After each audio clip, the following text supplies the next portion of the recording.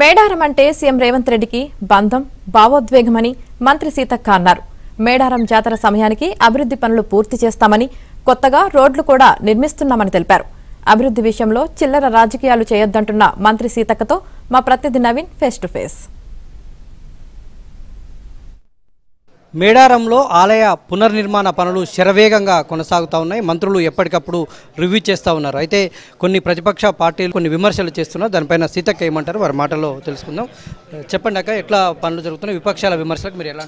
వాస్తవానికి అన్ని పనులు దరిదాపుల్లో ఉన్నాయి. ఈసారి ఏంటంటే మనకు జాతర ఉంది, గుడి నిర్మాణం కూడా.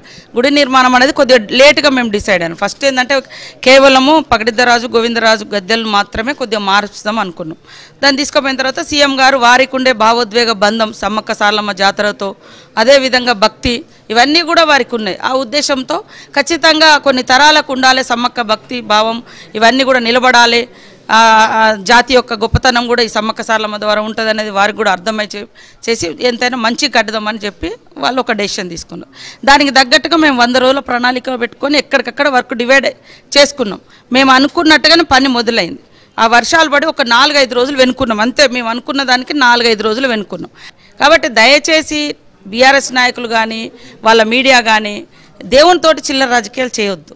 ఏం అనుభవిస్తున్నారో మీ పర్సనల్గా మీ కుటుంబాలు కావచ్చు, అవన్నీ నేను చూస్తున్నా. దయచేసి దేవుని దగ్గర రాజకీయం వద్దు. ఆడ నిన్న మొన్న ఎవరో వాళ్ళ లీడర్లు తిరిగారు. ఈడంతా బొందలు ఉన్నాయి. ఆడ నేను ఎలక్షన్లలో ఉన్నా. ఆ యూట్యూబ్లలో టీవీలలో పెట్టి సీతక్క ఈడ తిరుగుతుంది కానీ ఈడ బొందలు ఉన్నాయంటే, ఆడ పునాది అనేది పొక్కలు తవ్వకుండా పునాది ఎట్లా అవుతుంది, గోడ ఎట్లా పెడతారా?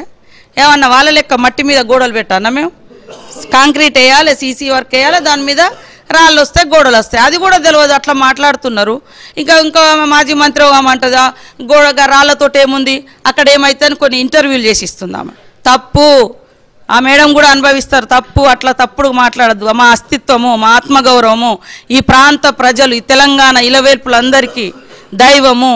ఆ శిలల మీద, శిల్పాల మీద ఇవాళ రామప్ప చరిత్ర కావచ్చు, కాకతీయుల చరిత్ర కావచ్చు, లేదా అక్కడ 1000 స్తంభాల గుడిలో ఆనాటి కాకతీయుల చరిత్ర కావచ్చు, ఎట్లయితుందో ఇక్కడ కూడా మా జీవితాలు, మా అస్తిత్వాలు, మా ఆత్మగౌరవాలు, సమ్మక్క సారలమ్మ చరిత్ర, భక్తుల యొక్క విశ్వాసాలు ఇవన్నీ కూడా ఉండబోతున్నాయి. ఇప్పటిలోగా పనులు పూర్తయితే ఇంకా సమయము 2 నెలల పైచిలకు కొన్ని రోజులు మాత్రమే ఉన్నది. టైం బాండ్ పెట్టుకున్నాం. అక్కడ ఇన్ఛార్జిగా మాకు కూడా అంటే పొంగులేటి గారికి పూర్తి అనుభవం ఉంది. వారు కూడా క్షుణ్ణంగా రివ్యూ చేస్తున్నారు. ఒక గ్రూప్ పెట్టిర్రు. ఖచ్చితంగా నిర్మాణం చేయాలని ఒక దైవ కార్యక్రమం, ఒక భక్తి, బాధ్యత, భావోద్వేగం, బంధం ఇవన్నీ మాకున్నది. మేడారంకు వచ్చేటువంటి దారుల మీద ఏమన్నా ఫోకస్ చేస్తున్నారా? అక్కడక్కడ కొత్త దారులు ఇస్తున్నాం. ఇట్లా వీఐపీలకు కొత్త రోడ్లు ఇస్తున్నాం. తర్వాత ఇట్లా కాలువపల్లి నుంచి ఇంకొక రోడ్డు ఊరట్టం ఇస్తున్నాం. ఈ ఊరట్టం నుంచి కొండ ఇది కూడా దాన్ని కూడా బాగా చేస్తాం. అన్ని మ్యాపింగ్ చేసి పెట్టుకున్నాం. ఇది సీతక్క అభిప్రాయం. మొత్తంగా మేడారం అంటే భక్తి, భావోద్వేగం, బాధ్యత అని ఆమె చెప్తున్నారు. చిత్తశుద్ధితో పనిచేస్తున్నాం. దేవుడి మీద బీఆర్ఎస్ పార్టీ రాజకీయాలు చేయొద్దని ఆమె సూచిస్తున్నారు. వీడియో జర్నలిస్ట్ జగదీష్తో నవీన్, ఏబిఎన్ ఆంధ్రజ్యోతి.